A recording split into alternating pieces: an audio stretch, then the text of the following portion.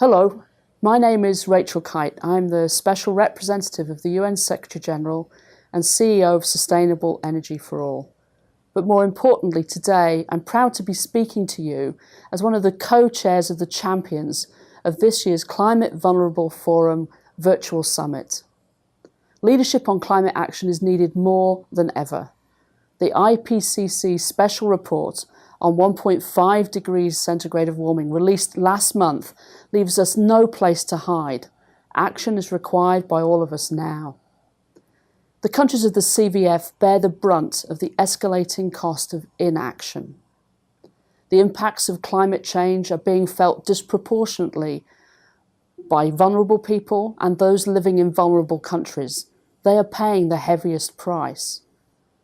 But there's no denying the substantial economic and development benefits of bold climate action now for all of us. The deep decarbonisation of our economy is urgent, and it transcends all boundaries, all political affiliations.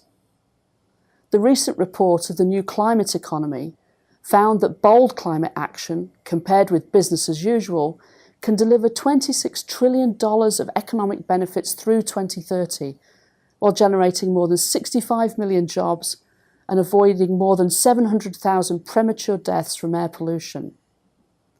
The effort to decarbonise our economy starts with energy.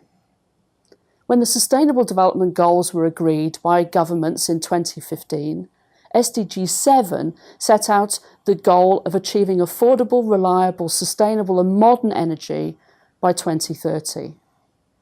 Then, with the Paris Climate Agreement, we have to be clear that this is a call for affordable, reliable and clean energy for all. We must drive the renewable energy revolution forward hard. We need to embrace the new opportunities of minigrids, microgrids and off-grid systems that can deliver clean energy to the last mile first. If we can imagine this future, it's undeniable that the energy systems of tomorrow will be drastically different from those of the past. They will be decentralised, they will be digitalised, they will be decarbonised, and they will be democratised. So we have to think about energy as the provider of services that deliver prosperity, reliable healthcare, education, the opportunity to grow a business, jobs for everyone. Recent SEforALL research shows that the level of finance needed to close the access gaps for electricity and clean cooking is nowhere near the levels needed to meet SDG 7 by 2030, nor is it going to the countries where it's needed most. Energising Finance, our research, tracked financial flows to some of the most vulnerable countries. We're not on track to help them make the energy transition. The international community, development finance institutions and the private sector are going to have to work together at scale so that these countries can finance a new way forward and allow them to move to clean energy quicker and not rely on the old technologies of the past. Coal is not an answer for the billion people who don't have access for energy today, and it will not provide the air quality that people need.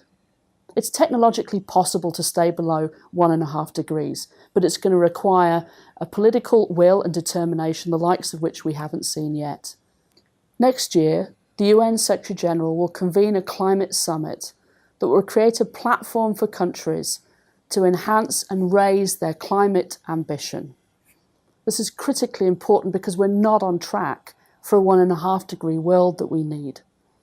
The Sustainable Development Goals and the Paris Agreement were struck with a political compact that meant that we will leave no one behind. This promise is central to all that we do, and it must be at the forefront of our action, or we risk leaving the most vulnerable populations behind. The voice of the CVF nations is so essential. It is a challenge that we can rise to. This is happening on our watch.